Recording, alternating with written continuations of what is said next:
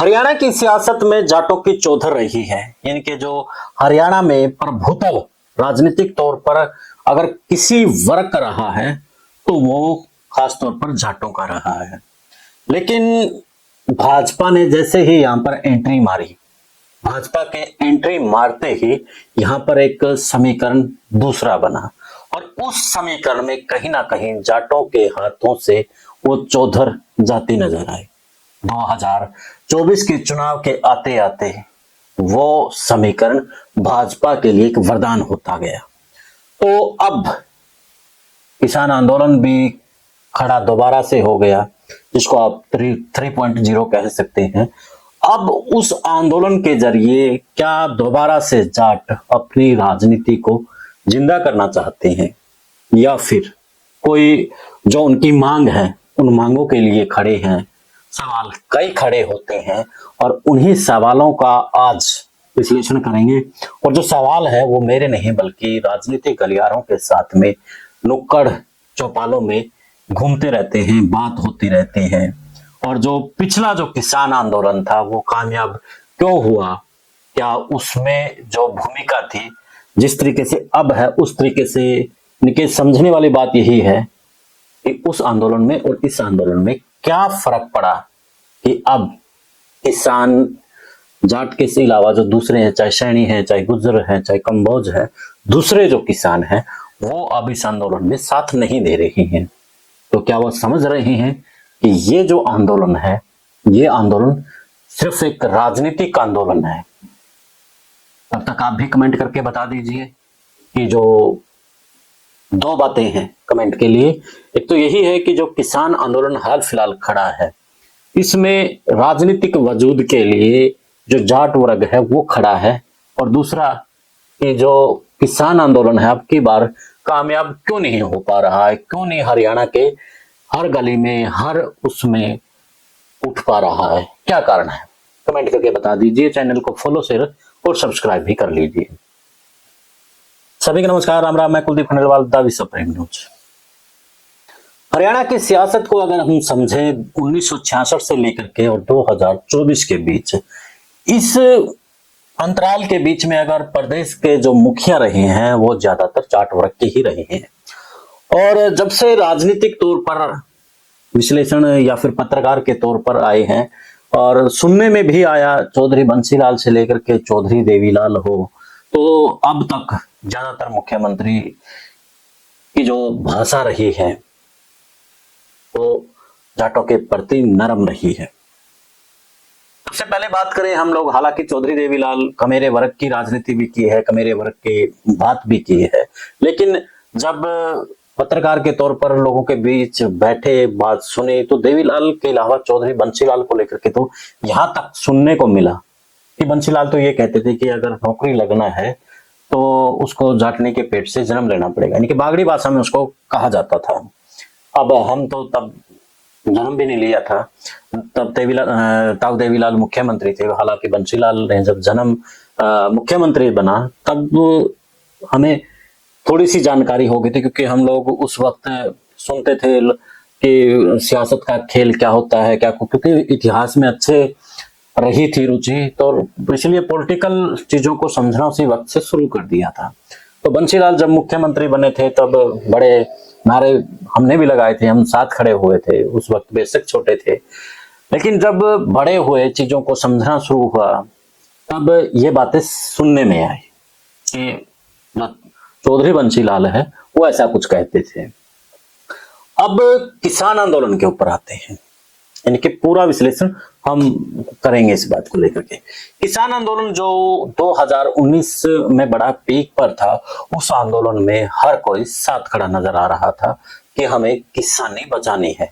उस किसानी को बचाने के लिए चाहे रोड है, बिरादरी है, चाहे गुज्जर है, चाहे कंबोज है, चाहे नाई है, चाहे लुहार है, जो भी किसान था वो किसान आंदोलन के साथ खड़ा था। लेकिन जैसे ही किसान आंदोलन जीत गए, यानी कि नरेंद्र मोदी ने कह दिया कि मेरी तपस्या में कुछ कमी रह गई थी, तो उस आंदोलन की पूरी, यानी कि जो दूसरे वर्ग साथ खड़े थे उनको बिल्कुल साइड में करके और कह दिया गया कि ये जाटों की जीत है, जाटों ने आंदोलन को जीता है। दूसरे वर्ग इसे हताश और परेशान हुए कि हम भी साथ थे, तो हमारा इस मामले में साथ देना एक प्रकार से उन लोगों ने हमें साइड में कर दिया। उन लोगों को छोड़िए, अगर हम किसान नेताओं की भी बात करें तो किसान नेता में चाहे गुरनाम सिंह चढ़ूनी की बात करें तो गुरनाम सिंह चढ़ूनी ने आंदोलन को बड़ा तरीके से उठाया, बड़ी रणनीति से उठाया। गुरनाम सिंह चढ़ूनी ही वो योद्धा थे जिसने सरकार के खिलाफ बैरिकेड तोड़े, दिल्ली तक पहुंचे, यानी कि अपनी रणनीति से पिपली पर जो लाठी चार्ज हुए, लाठियां खाई और बहुत से उन्होंने केस बहुते, लेकिन उसको योद्धा ना मान करके राकेश टिकैत को योद्धा बनाना हरियाणा के जाटों ने शुरू कर दिया। और राकेश टिकैत की फैन फॉलोइंग इस कदर हो गई कि जहां पर भी वो जाए तो वो वर्ग उसके साथ खड़ा दिखता मिलता था, और गुरनाम सिंह चढ़ूनी के साथ में उस तरीके से साथ खड़े नजर नहीं आए। अब इस बात को लेकर के कहीं ना कहीं गुरनाम सिंह चढ़ूनी और दूसरे नेताओं में भी इस बात को लेकर के नाराजगी थी, जो जाट वर्ग से नहीं आते थे, जो और भी किसान नेता थे, तो उनको किसानों के बीच में जब बैठते थे उन नेताओं के बीच में, तो उनको किसान ही नहीं मानते थे। तो चलो उन्हें ये था कि अब इस आंदोलन को पहुंचाना है, लेकिन एक गांठ कहीं ना कहीं उनमें इस बात को लेकर के बंध गई कि हम फिर कभी आंदोलन होगा तब देखेंगे इन चीजों को। अब जब आंदोलन ये खड़ा हुआ, इस आंदोलन के बीच में उन किसान नेताओं की दूरी इसलिए मानी जा रही है क्योंकि पिछले किसान आंदोलन में उनकी करी किराए पे, जो हरियाणा में किया कहते हैं ना कि करी किराए पे मिट्टी फेर दी, तो अब वो क्यों खड़े होंगे। अब जैसे ही भूपेंद्र सिंह हुड्डा चुनाव हार गए, यानी कि वो तो चुनाव जीत गए लेकिन सरकार नहीं बना पाए, क्योंकि चुनाव सरकार ना बनाना ही उनकी बड़ी हार कहा जा सकता है। उधर से अभय सिंह चौटाला चुनाव हार गए, जो कि एक दबंग लीडर के तौर पर उनकी पहचान थी।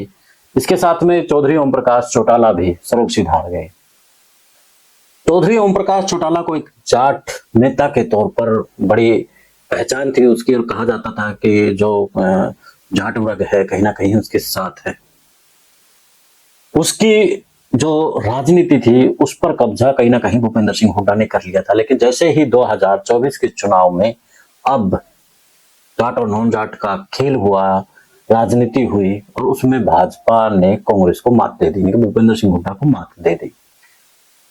अब बलराज सिंह कुंडू भी है उसमें, दुष्यंत चौटाला भी है उसमें, यानी कि बड़े बड़े लीडर चुनाव हार गए। अब किसान आंदोलन के बीच में जो खबरें आ रही हैं यही आ रही हैं कि अपनी राजनीतिक महत्वाकांक्षा और फिर से जाटों का जो राजनीतिक वजूद खत्म होता जा रहा है, उसी वजूद को बचाने के लिए किसान आंदोलन में किसान बन करके फिर से अपनी राजनीति का वजूद पाने के लिए लगे हुए हैं।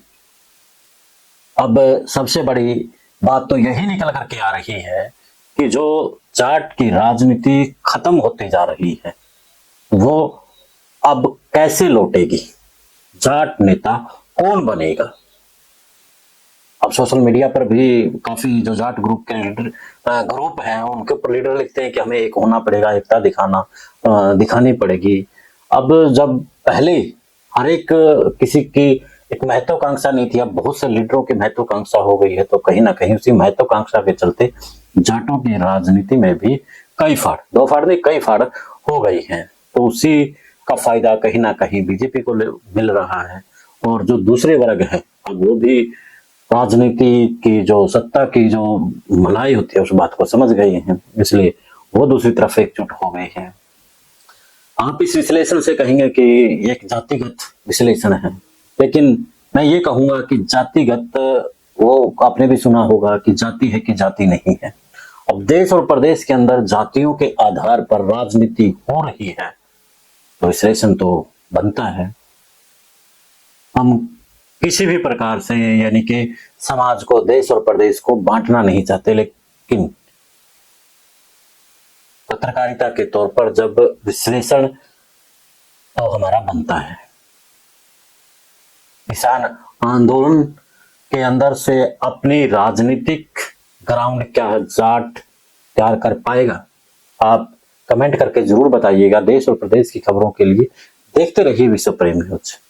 मिलते हैं फिर एक नए मुद्दे, एक नए विश्लेषण के साथ। जय हिंद, जय भारत।